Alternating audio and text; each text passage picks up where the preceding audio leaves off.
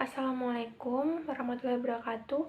Pertama, saya akan menunjukkan bagian-bagian dari genitalia eksternal pada wanita. Yang pertama adalah mons pubis. Mons pubis ini merupakan bagian yang menonjol di bagian simfisis pubis yang mengandung kelenjar simbasea atau minyak.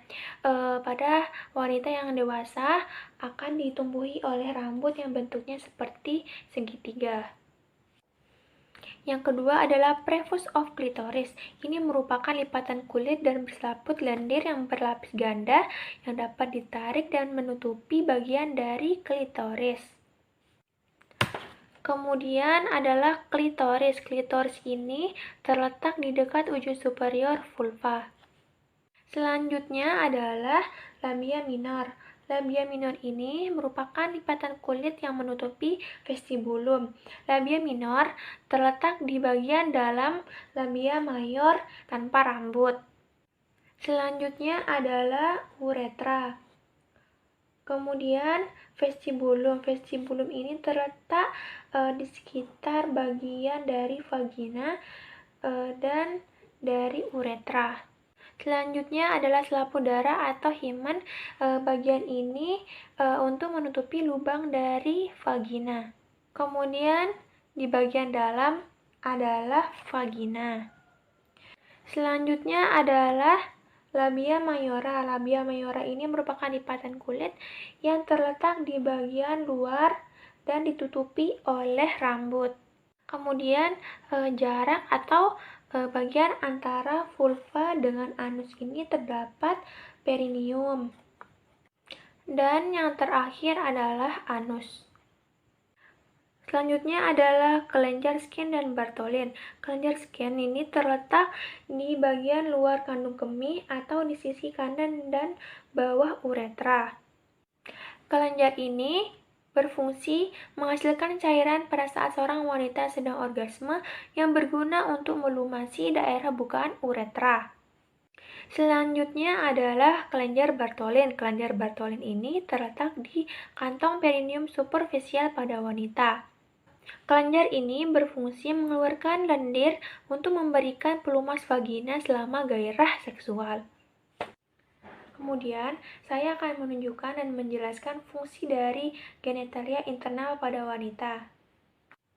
Yang pertama adalah ovarium. Ovarium ini berfungsi sebagai tempat pembentukan sel telur atau ovum dan menghasilkan estrogen dan progesteron. Ovarium juga berperan penting dalam masa kehamilan dan kesuburan. Yang kedua adalah tuba fallopi. Tuba fallopi ini berfungsi sebagai tempat berjalannya ovum atau sel telur dari ovarium menuju ke rahim pada saat ovulasi dan sebagai tempat pertemuan antara sel telur dengan sel sperma pada saat proses pembuahan. Selanjutnya adalah uterus atau yang disebut dengan rahim. Ini berfungsi sebagai tempat menampung sel telur yang telah dibuahi sampai menjadi janin dan tempat berlangsungnya menstruasi. Dan yang terakhir adalah serviks. Serviks ini melalui dua bagian. Yang pertama adalah vagina external ostium cervicalis dan vagina internal ostium cervicalis, serta berfungsi sebagai tempat memproduksi lendir atau muskus. Lendir ini membantu menyalurkan sperma dari vagina ke rahim saat seksual.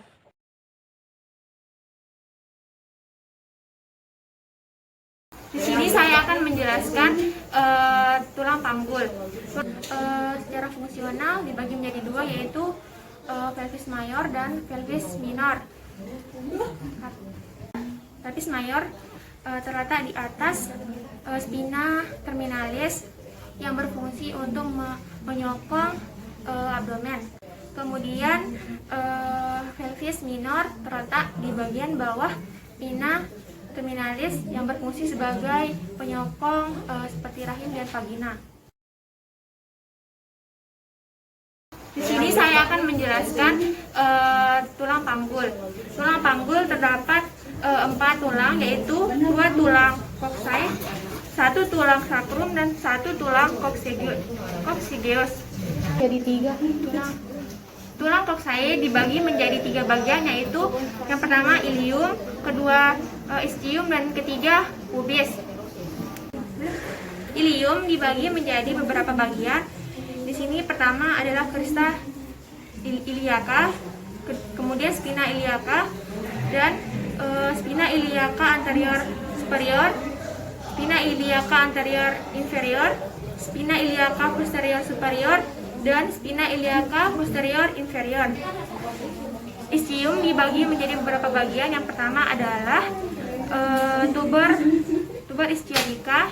Yang bolong ini adalah foramen obturatorium, kemudian acetabulum, dan spina ischiadica. Pubis dibagi menjadi beberapa bagian. Yang pertama adalah ramus superior osis pubis bagian atas, kemudian ramus inferior osis pubis bagian bawah, dan orchis pubis. Sacrum dibagi menjadi beberapa bagian. Yang pertama adalah promontorium, kemudian verimena sacroiliaca anterior. Kemudian coccygeus terdiri dari 3 sampai 5 tulang.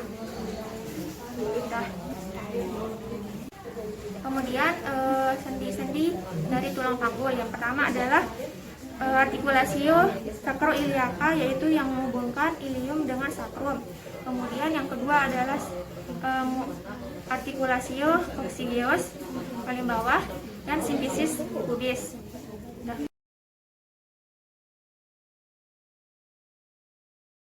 Saya akan menunjukkan bagian dari otot dasar panggul bagian luar. Pertama adalah musculus sphincterani externum. Yang kedua adalah bulbo cavernosus yang melingkari vagina, dan yang ketiga adalah musculus parinea transversus superficialis.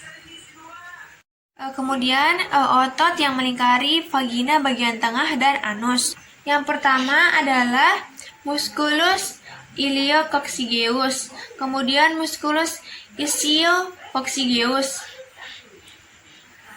kemudian musculus parinea transversus profundus, dan musculus coccygeus. Kemudian saya akan membahas tentang ligamen-ligamen. Jadi yang pertama adalah ligamentum sacroiliaca, yaitu yang terletak di permukaan belakang tulang sakrum ke tulang usus. Yang kedua adalah ligamen sacrospinosum, yaitu tulang sakrum ke tulang spina ischiadica. Dan yang ketiga adalah ligamentum sacrotuberculosum, yaitu terletak di tulang sakrum ke tuber osis ischiadica. Dan ligamentum pubicum, yaitu terletak di depan os coccyx kiri dan kanan. Kemudian yang ini adalah ligamentum iliolumbalis, yaitu terletak di processus transversal vertebra lumbalis kelima ke bagian posterior crista iliaca. Kemudian selanjutnya adalah ligamentum sacrospinale, yaitu terletak di tulang belakang ischiadica ke tulang kelangkang. Selanjutnya adalah ligamentum sacrotuberale, yaitu terletak di tulang belakang ischiadica ke tuberositas ischium. Kemudian adalah ligamentum linguinale, yaitu terletak di spina iliaca anterior superior ke tuberkel kemaluan. Kemudian adalah ligamentum pubicum superius, yang menghubungkan dua tulang kemaluan di atas piringan pubis. Kemudian adalah ligamentum supraspinale, yaitu terletak di processus spinosus C2 ke tulang kelangkang. Kemudian yang ini adalah ligamentum sacroiliaca interosea, yaitu terletak mendalam ligamen posterior menghubungkan tuberositas dari sakrum dan ilium. Kemudian yang ini adalah ligamentum sacroiliaca posterior, yaitu terletak di permukaan anterior bagian lateral sakrum ke aurikular dari ilium ke sulcus preaurikular. Kemudian yang paling bawah dan tengah ini adalah ligamentum pubicum inferius, yaitu bagian yang melengkung melintasi inferior symphysis pubis. Kemudian yang terakhir adalah ligamentum sacrococcygeum posterius profundus, dan ligamentum sacrococcygeum posterius superficialis, yaitu berupa pita datar yang muncul dari lubang bawah kanal sakral dan turun untuk dimasukkan ke permukaan posterior tulang belakang.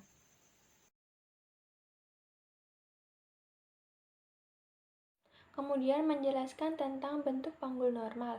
Yang pertama adalah panggul ginekoid, yaitu bentuk panggul ideal atau bulat dan merupakan jenis panggul tipikal wanita, sekitar 41%. Selanjutnya adalah panggul android. Panggul android ini seperti segitiga dan merupakan jenis tipikal panggul pria. Kemudian yang ketiga adalah panggul antropoid, yaitu bentuknya seperti elips, agak lonjong, dan seperti telur. Dan yang terakhir adalah panggul platypeloid, yaitu bentuknya seperti kacang atau ginjal dan menyempit arah muka belakang.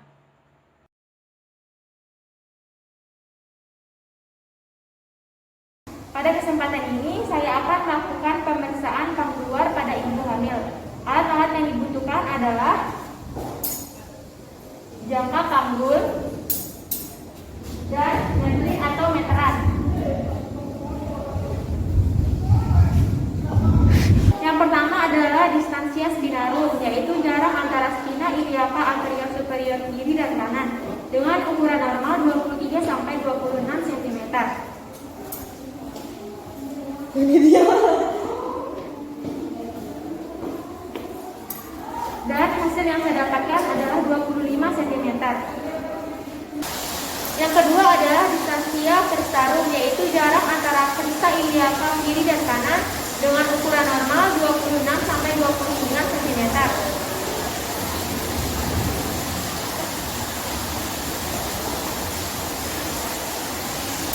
Dan hasil yang saya dapatkan adalah 27 cm. Yang ketiga adalah conjugata externa, yaitu jarak antara pinggir atas sisis dan ruas tulang gumbal kelina dengan ukuran normal 18 sampai 20 cm.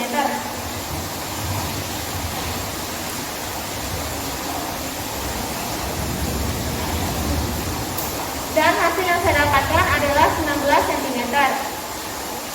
Dan yang terakhir adalah mengukur lingkar panggul dengan jarak pinggir atas sisis, kemudian ke pertengahan spina iliaca anterior superior kiri dan kanan, dan kembali lagi ke sisis.